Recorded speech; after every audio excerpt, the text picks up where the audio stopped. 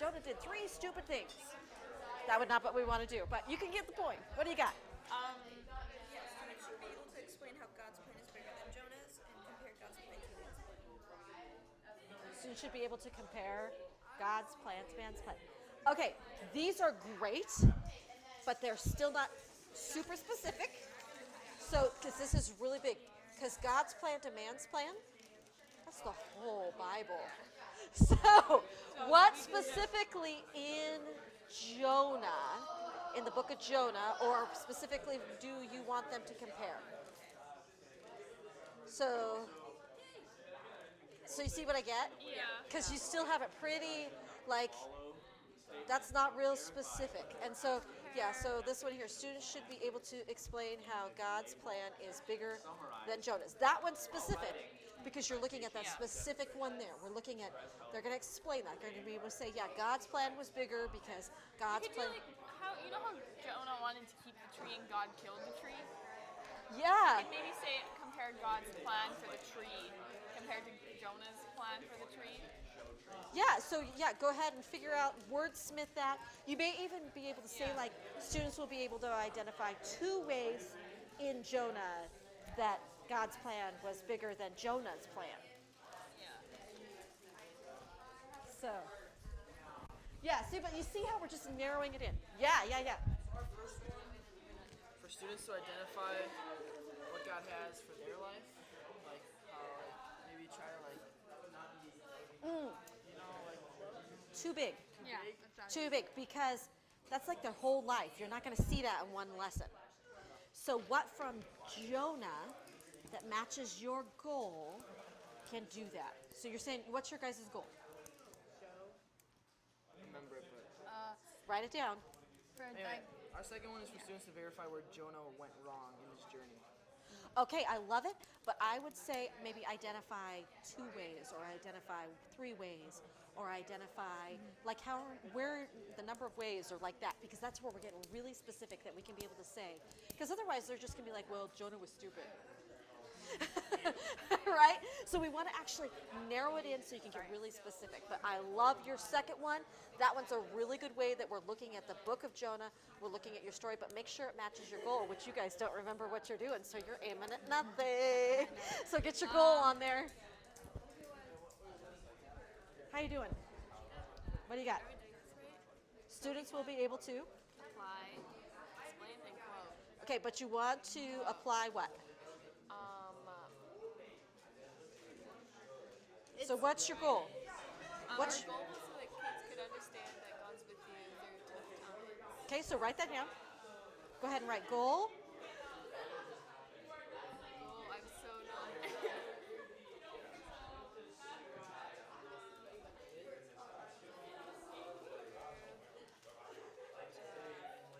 Times. Great. Now, what's in the book of Jonah? A baby step that could teach them this. Don't worry about the verbs. Praying. Students will be able to explain how praying can help get you through tough times, or explain how Jonah used prayer to get through tough times. See how that works? It's very specific. It talks about, okay, now you guys come up with the second one. All right. I'm sneaking in here. What do you got? What's your goal? Our goal is to show. Okay, so to show the importance of obedience and the consequences of disobedience. We have for objective 1 to show Jonah's disobedience in order to illustrate consequences of disobedience. Students will show Jonah's disobedience in order to illustrate consequences. Okay. And then objective 2 is to show the turning point of when Jonah turns around and decides to obey, and then Nineveh decides to turn around and not obey. Okay, you've got these from a teacher point of view. Can you switch them to a student point of view? And then make them more specific. You've got them a little broad. Do you see where I'm going with that? Because you guys are so on track. You know where you're going. I can see you guys are going to. You guys have got this by gut instinct. But if you write it down in a specific, measurable way, over the long run, you're going to be able to see, I did it, and you're going to avoid burnout as a teacher. Okay, so yeah, work on it that way. But you got good things. Just narrow it down just a little bit more.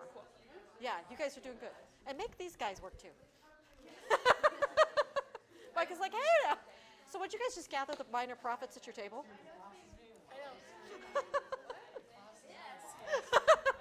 All right.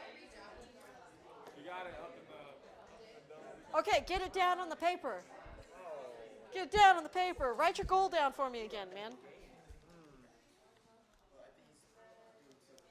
Jonah for kindergartners. Okay. Hey, dudes. They need your help. Yeah, that's right. We did. You got to write it down so you know what you wrote.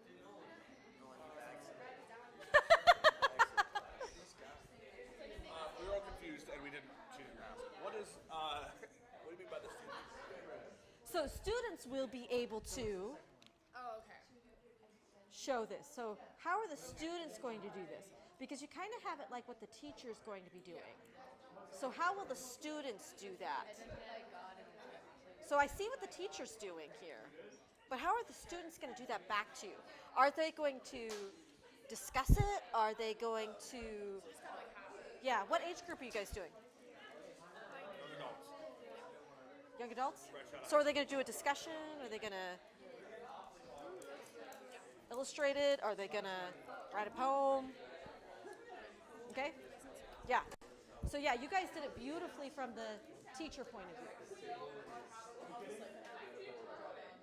Yeah, objective 1.2. All right. How are we doing over here? Goal and objectives. So we were saying, Write them down.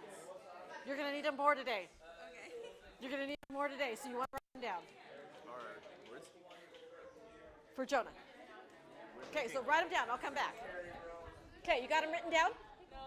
Write them down. You're going to need them more today. Including this afternoon. All right.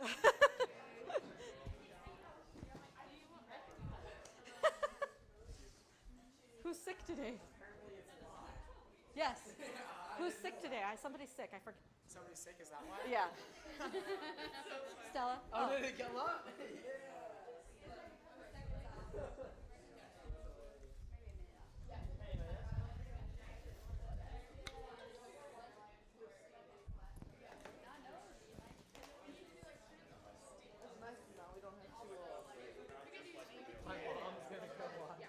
Okay. How do we tie that in? Did you guys get them narrowed down? Yes. Compare God's plan for the tree and Jonah's plan for the tree. Oh, okay. There you go. Because like Jonah just wanted to sit under the tree and like watch everything happen, and then God was like, I'm gonna kill the tree, so you wake up. Yeah, so students will be able to compare God's plan for the tree to Jonah's plan for the tree. Right. But let me ask you, why? That's because like it kind of ties into like how our plans are different. God was like, no, I want you to go into. So students will be able to compare God's better plan for the tree from Jonah's selfish plan for the tree or self-centered plan for the tree. Ah, see how we get just a little more? Yeah, there you go. There you go. Okay, did you guys get your goal written down? Oh, yeah.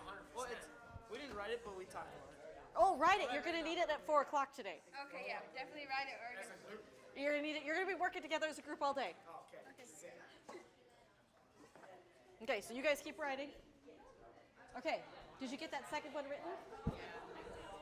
hard times. Okay, narrow that into Jonah. Because that's like the whole Bible, right? We could find that in Psalms. We could find that in... Brian.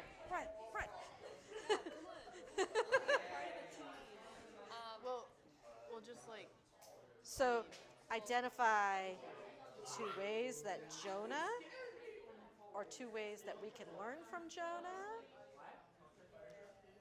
Yeah. So narrow it into Jonah from the whole Bible. See how we get more specific? And so we can really begin to learn, this is what I'm teaching from Jonah. Yeah, so it matches my goal, matches my topic, all matches together. So at the end I can go, did I actually teach what I was trying to teach? Not, did we just, Yeah.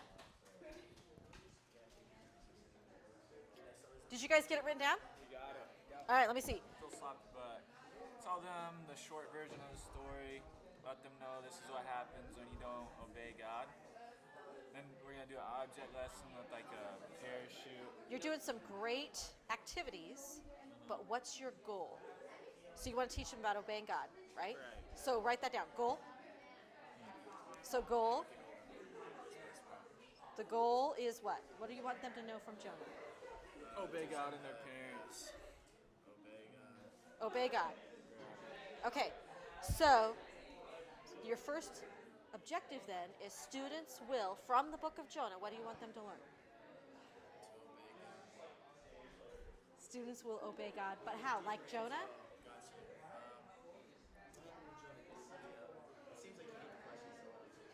What about Nolan? What about students will be able to define how to obey God, and then students will be able to. Ooh, Ainsley's on the right track. Students will be able to define how to obey God, or students will be able to identify how Jonah did and didn't obey God, or things like that.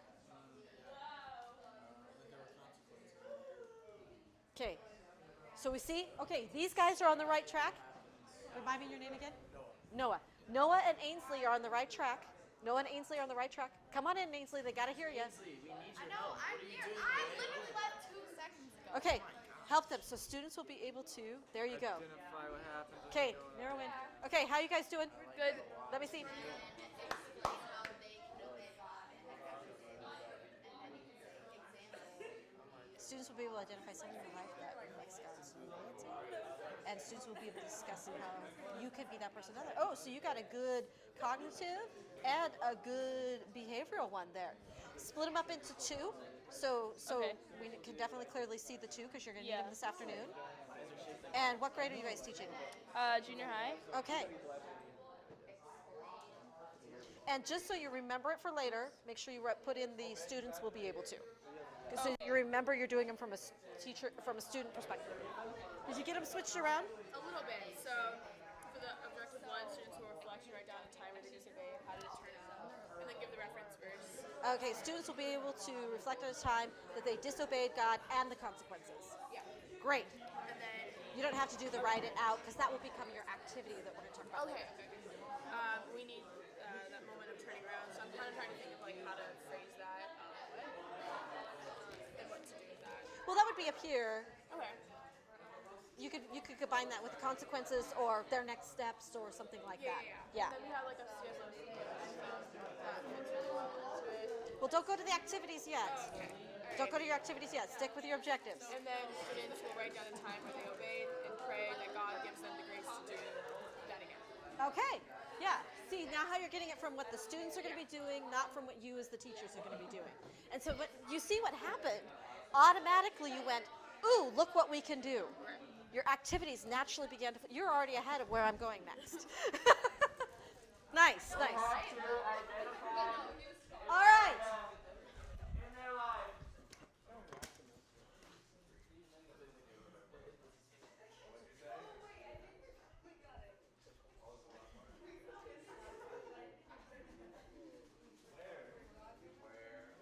Nope, wrong one.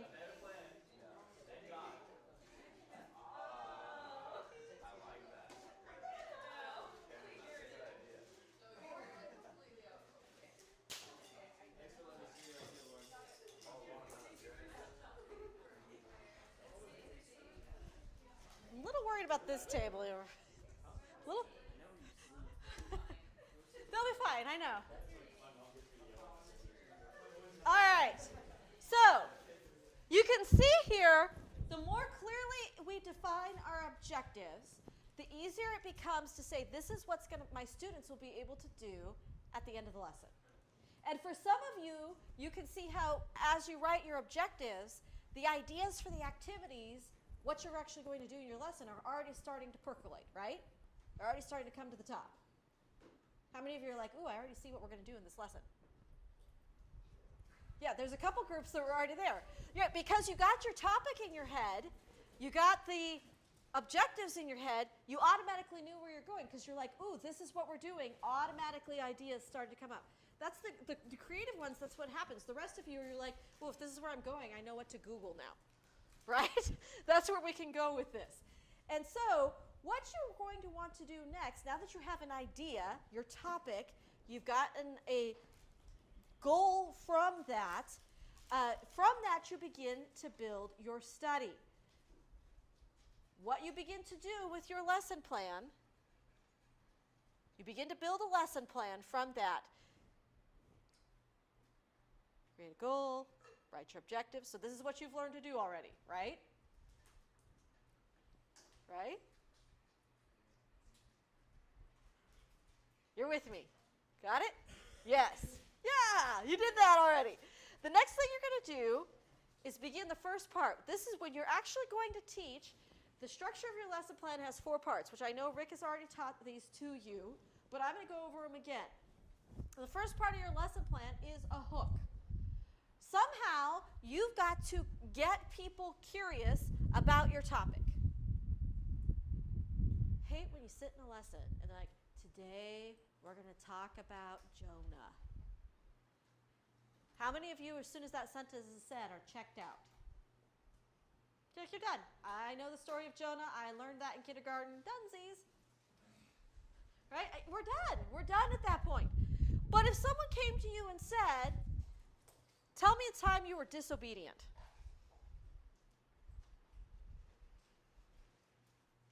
And you didn't know the topic was Jonah. How many of you are like, oh, I got a story about when I was naughty? Tell you about this time I threw a rock. Or let me tell you about this time that how many of you have a time you were disobedient that you could share in that story? Yeah. Yeah, and so you're automatically engaged in stories, what's happening. Hooks are ideal for collaborative learners. My collaboratives right over here in the corner, this is your favorite part of the lesson. When they're trying to get everybody interested and talking and sharing from their own experiences, you love that part because we're capturing attention. We're sharing what's happened. One of the things that you can do is like display pictures, like show a picture of something and say, what does this make you think about? Object lessons. Object lessons are a favorite for Bible teachers. How many of you have object lessons that you've remembered forever? Yeah. Object lessons capture attention. Stories are a great thing we can use as hooks. Discussions, games. My youth minister people out there, how many times have you started a lesson with a game? You're like, that's what we're doing tomorrow or tonight, right? I'll have to check on, I'm just going to see what Kyler's up to tonight because I just want to see what he's up to tonight because it's fun. But I'm going to see, is he going to start with a game? What's his hook? How's he going to get kids interested with what he's teaching other than dressing like Willy Wonka? Morgan already filled me in on that point. So how's he going to get these kids interested and how's he going to capture their attention to connect that in? How's he going to connect Willy Wonka to his Bible lesson? That's what the hook does. It gets their attention and begins to draw that connection to what the topic is for the day. That's what you do. Games are good. Snacks are okay. But they have to point back to your lesson. Everything that you do in your hook has to point back to your lesson. You all have a topic. You all have objectives. At your tables, listen to your collaborative people, if you've got one. You guys are so out of luck back there. They're a table full of dynamics. Listen to your collaborative people and come up with a hook for your lesson. What would be a fun, creative way that's going to point to your objectives, that's going to point to your topic? Go.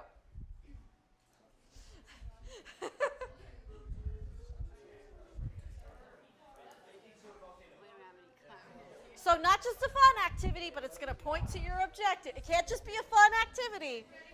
It's got to capture attention and build a bridge.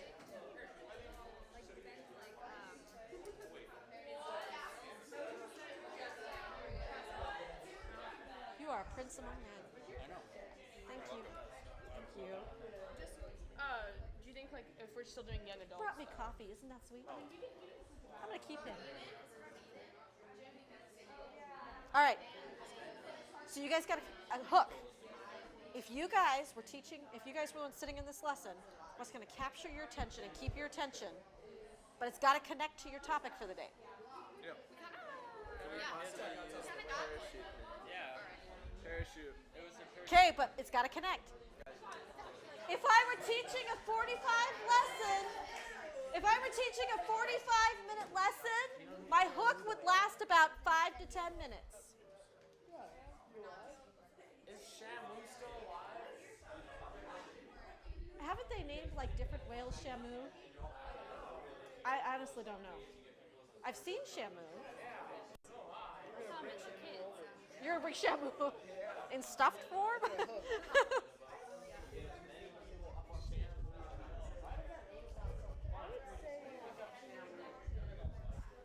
So, write it down. Write it down. What if you leave the story on how we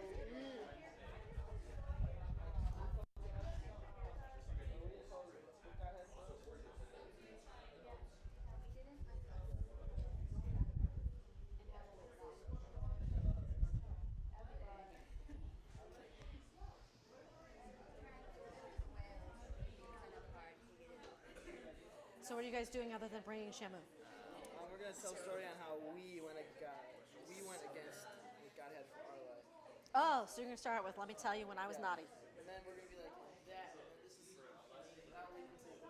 Oh, because you guys do disobedience. Okay, what do you got for a hook? Oh. That could be all sorts of. See, what's your guys' topic again? Oh.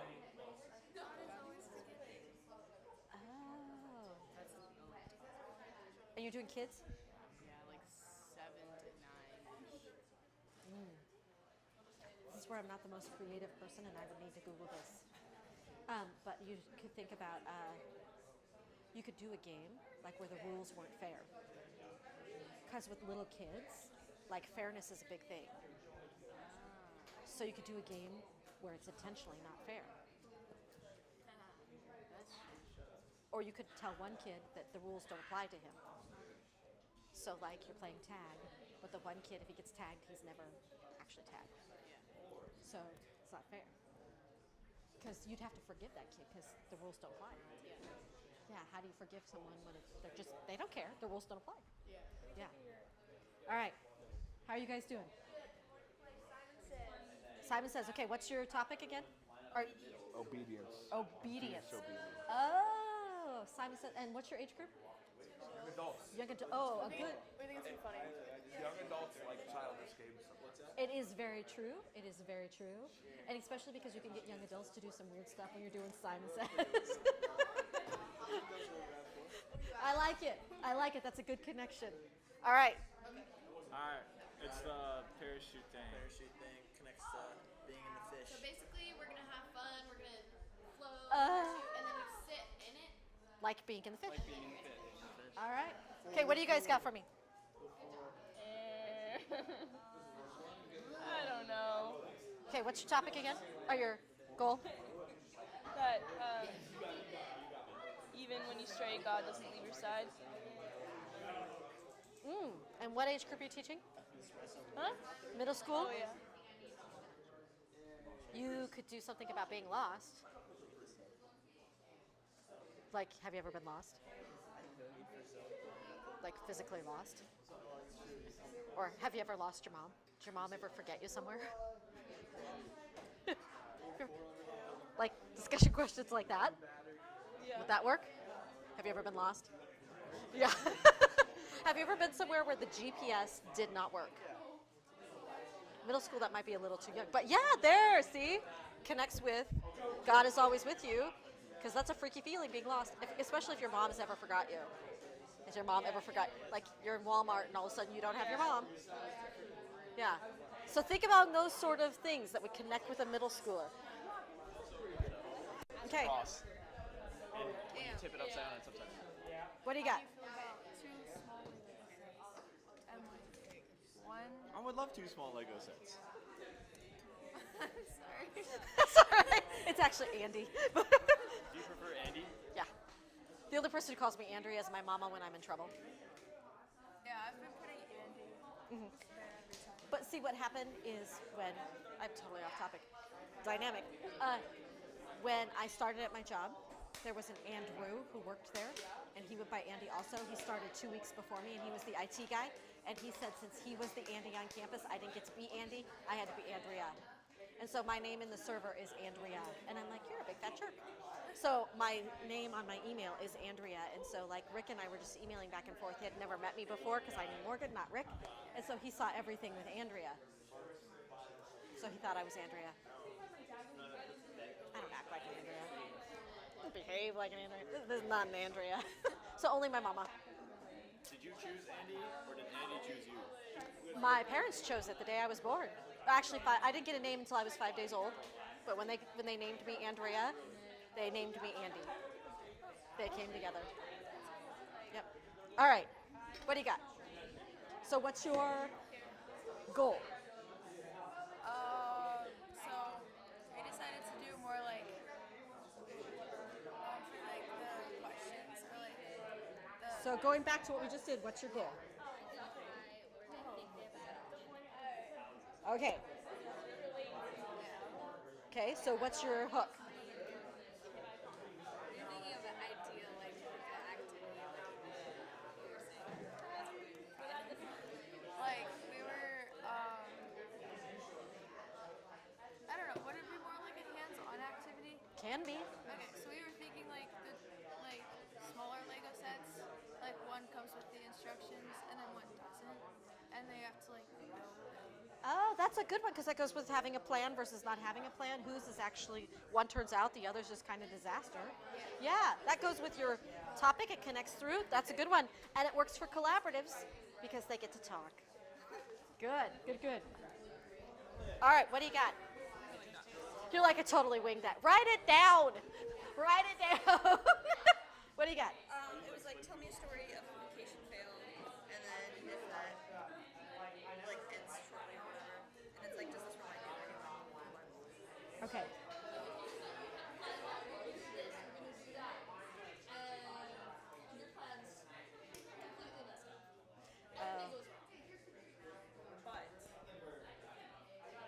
But there was like, but after the fact, like you realize that there like, for example, like Silver linings. there was some like, yeah. So you got discussion on it. What age group? Okay. Okay. All right.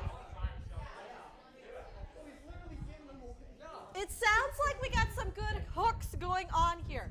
Remember, the goal of a hook is to capture attention and introduce the idea that you're teaching for the day. You could do a lot of creative, fun ideas. You could do a lot of things, but remember, it's ideal for your collaborative learners. This is where your collaborative learner really likes to get involved because usually we do a lot of talking, a lot of interacting with a hook. 45-minute lesson, it's going to be 5 to 10 minutes long. If you're doing a 5-minute Devo, it's maybe 30 seconds to a minute of your devotion when you're looking at it. So maybe it's a question. Maybe it's a rhetorical question.